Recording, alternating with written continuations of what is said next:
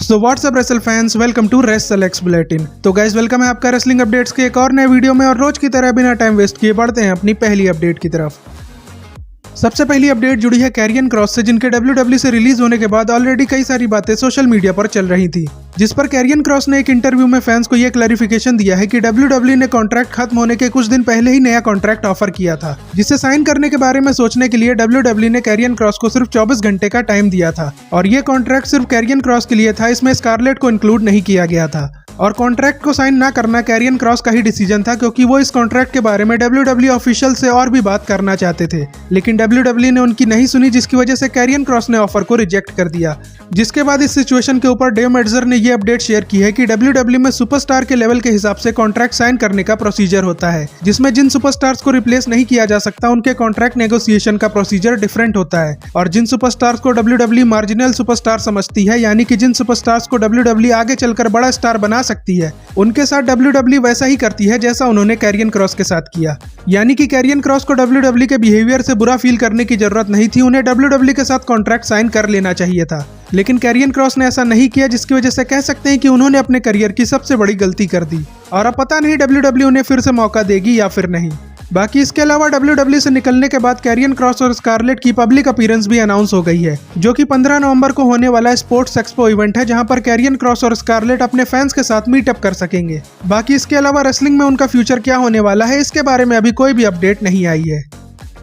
अगली अपडेट जुड़ी है एज और क्रिश्चियन से, जिनके बारे में एक महीना पहले ही मैंने आपको ये बता दिया था कि AEW इन दोनों की टैग टीम को फिर से रीयूनाइट करने वाली है, और 14 सालों के बाद कल AEW के डायनामाइट शो में ऐसा हो भी गया। और अब एज और क्रिश्चियन के फ्यूचर प्लान्स के बारे में ये अपडेट सामने आई है कि AEW एज और क्रिश्चियन को टैग टीम चैंपियन भी बनाएगी, लेकिन ये इतना जल्दी नहीं होगा, क्योंकि टैग टीम चैंपियनशिप के लिए लड़ने से पहले एज और क्रिश्चियन की टीम को 1 या 2 मैचेस और करने पड़ेंगे, और फिर उसके बाद ये तो क्लियर है कि इन दोनों की जोड़ी काफी टाइम के बाद टैग टीम चैंपियन भी बनेगी, जिसकी वजह से AEW की रेटिंग्स को फायदा होने की उम्मीद है। नेक्स्ट अपडेट रिलेटेड है शेना बेजलर से, जिन्हें WWE ने मई में रिलीज कर दिया था, और उसके बाद ये न्यूज आई थी कि WWE ने शेना बेजलर को NXT पर बैक स्टेज काम करने के लिए फिर से बुला लिया है, बट असल में ऐसा कुछ नहीं है, क्योंकि शेना बेजलर रिसेंटली एक पॉडकास्ट शो में आई थी, जहां पर उन्होंने ये रिवील किया कि उन्होंने WWE के साथ 2025 में ही 3 साल की डील साइन की थी, जिसके बाद एक दिन अचानक से WWE ने उन्हें फोन किया और बताया कि उन्हें फायर कर दिया गया है, और उसके बाद से शेना बेजलर ने NXT पर काम तो नहीं किया, लेकिन वो कंपनी में दोबारा से प्रोड्यूसर बन के काम करने के लिए इंटरेस्टेड है। तो ट्रिपल एच को अगर शेना बेजलर का ये आइडिया पसंद आता है, तो क्या पता आने वाले टाइम में शेना बेजलर को भी बॉबी रूड और जेसन जॉर्डन की तरह WWE के प्रोड्यूसर्स की टीम में इंक्लूड कर लिया जाए। अगली अपडेट जुड़ी है AEW और WWE की वॉर से, जिसमें WWE ने अब AEW का भारी नुकसान कराने का मन बना लिया है, क्योंकि ये तो मैं आपको पहले ही बता चुका हूं कि WWE 20 सितंबर को AEW के ऑल आउट PLE से कम्पीट करने के लिए अपना एक PLE अनाउंस करने वाली है, जो रूमर्स के अकॉर्डिंग बैड ब्लड हो सकता है, जिसमें जॉन सीना और ब्रॉक लेसनर का मैच भी हम लोगों को देखने के लिए मिलेगा, जिसकी वजह से AEW ऑल आउट की रेटिंग्स और टिकट सेल्स दोनों में ही काफी ज्यादा नुकसान होगा, क्योंकि AEW अब जितना भी कोशिश कर ले, वो जॉन सीना और ब्रॉक लेसनर के मैच जितना बड़ा मैच अपने शो पर नहीं बना सकती। इसीलिए wrestling fans AEW all out show के ऊपर WWE के PLE को प्रेफर करेंगे। और ये तो रही सिर्फ सितंबर की बात, बट अभी रिपोर्ट ऐसी आ रही है कि WWE यहाँ पर नहीं रुकने वाली। ऐसा इसलिए क्योंकि WWE सीना के रिटायरमेंट मैच को भी AEW के 27 दिसंबर को होने वाले PLE की डेट पर शिफ्ट करने वाली है, और बहुत ज्यादा चांसेस है कि WWE सीना के रिटायरमेंट मैच को 13 दिसंबर की जगह 27 दिसंबर को ही कराएगी, क्योंकि अब WWE AEW की रेटिंग्स को ही नहीं बल्कि AEW की टीवी डील को भी टारगेट करने वाली है। ऐसा इसलिए क्योंकि AEW और वार्नर ब्रोस के बीच 2027 तक की टीवी डील हुई है, जिसका चौथा साल स्टार्ट होने वाला है,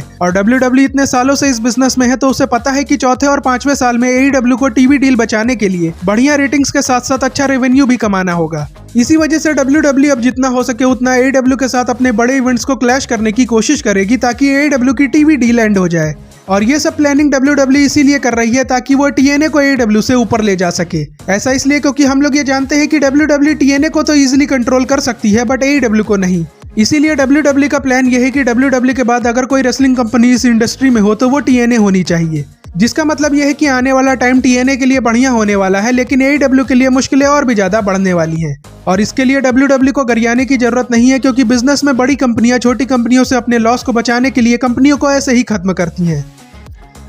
अब बढ़ते हैं अपनी फाइनल अपडेट की तरफ जो जुड़ी है विंस मैकमैन के WWE रिटर्न से, जिसके बारे में WWE हॉल ऑफ फेमर बुली रे ने एक ऐसी अपडेट शेयर की है जिसके हिसाब से सोचा जाए तो विंस मैकमैन दिसंबर में WWE में अपना रिटर्न करने वाले हैं। ऐसा इसलिए क्योंकि हम लोग ये जानते हैं कि दिसंबर में जॉन सीना का फाइनल मैच होने वाला है और इस मैच के बाद WWE और पूरा WWE यूनिवर्स काफी ज्यादा इमोशनल होगा क्योंकि जॉन सीना रिंग में फाइनल टाइम हम लोगों को देखने के लिए मिलेंगे और जॉन सीना के करियर के इसी आखिरी टाइम में विंस मैकमैन भी हम लोगों को देखने के लिए मिल सकते हैं। ऐसा इसलिए क्योंकि ये तो हम लोगों को पता ही है कि जॉन सीना का पूरा करियर विंस के अंडर ही बना है और जॉन सीना विंस की WWE के ही टॉप फेस थे, इसीलिए विंस मैकमैन का इस मोमेंट पर होना बनता है। और विंस मैकमैन की पर्सनल लाइफ में भले ही जैसी भी चीजें चल रही हो, बट सीना के फाइनल टाइम में विंस और स्टेफनी अगर साथ में सीना को विदाई देंगे तो इससे किसी को कोई परेशानी नहीं होगी। और बुली रे का मानना यह भी है कि ब्रॉक के रिटर्न से WWE ने यह तो क्लियर कर दिया है कि वो बिजनेस के लिए कोई भी डिसीजन ले सकती है और मेरे हिसाब से तो अच्छा ये रहेगा कि मिस्टर मैकमैन सीना के फाइनल मैच के टाइम ऑडियंस में बैठ के मैच का मजा ले और सीना की रिटायरमेंट स्पीच के टाइम वो सीना को विदाई दे, जिससे WWE के लॉयर्स को भी कोई प्रॉब्लम नहीं होगी